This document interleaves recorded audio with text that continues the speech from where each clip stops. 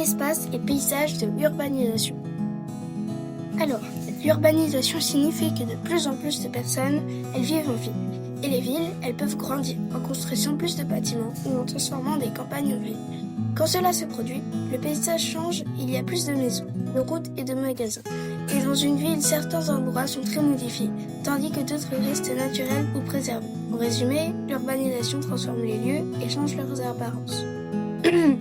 La transformation timide de Los Angeles, marquée par la mondialisation et l'étalement urbain.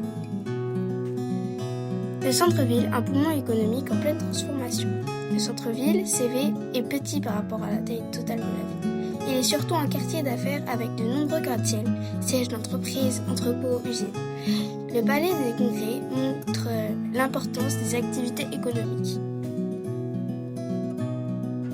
Historiquement, le centre-ville concentre les habitants les plus pauvres. Exemple, Skid Row, un des quartiers les plus pauvres aux États-Unis. Les autorités veulent changer son image en développant des activités artistiques, musées, salles de concert et des lieux de vie, cafés, etc.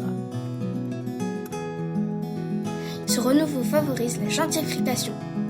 Les riches s'installent dans les quartiers rénovés, ce qui repousse les pauvres ailleurs. Résultat, les inégalités socio-spatiales, inégalités de richesse visibles dans l'espace, restent fortes. Une ville tentaculaire, l'enfer de la banlieue. La banlieue est très vaste parce que les habitants préfèrent les maisons individuelles, avec un jardin aux immeubles, et cela occupe beaucoup plus d'espace pour le même nombre de personnes. Voilà. Au XXe siècle, la population de Los Angeles a surtout augmenté grâce à l'extension de la banlieue, sur des terres agricoles ou naturelles, entre parenthèses, l'étalement urbain. Les grands centres commerciaux, entre parenthèses, malls et les commerces se trouvent en banlieue, près de grandes routes. Les habitants dépendent presque totalement de la voiture pour aller travailler ou faire leurs courses. Entre parenthèses, ça fait des gros bouchons et des fortes pollutions. Les banlieues attirent principalement les classes moyennes et riches, entre parenthèses, exemple, quartiers fermés et surveillés, et ils sont appelés les gated communities. Et de plus en plus d'entreprises et de bureaux s'installent en banlieue, entre parenthèses, les edge cities, mais la voiture reste obligatoire. Sao Paulo, une ville très forte aux inégalités. Le centre-ville concentre les riches et les activités. Le centre-ville est assez grand.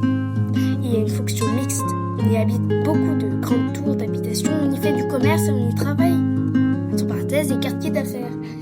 Alors, du coup, les habitants du centre-ville sont plutôt aisés car les prix de l'immobilier, ils sont très élevés.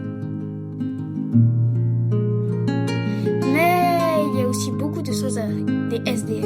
Le centre-ville accueille donc à la fois des très riches et des très pauvres. Une banlieue à plusieurs vitesses. En général, les habitants de la banlieue sont plus pauvres que ceux du centre-ville. Plus on s'éloigne du centre, plus la pauvreté augmente. La première couronne de banlieue accueille surtout les classes moyennes. La seconde couronne regroupe les quartiers les plus pauvres. À l'extrême opposé, les habitants les plus riches vivent dans des quartiers fermés, très sécurisés, des condominios végétaux, souvent avec des maisons construites en matériaux de récupération.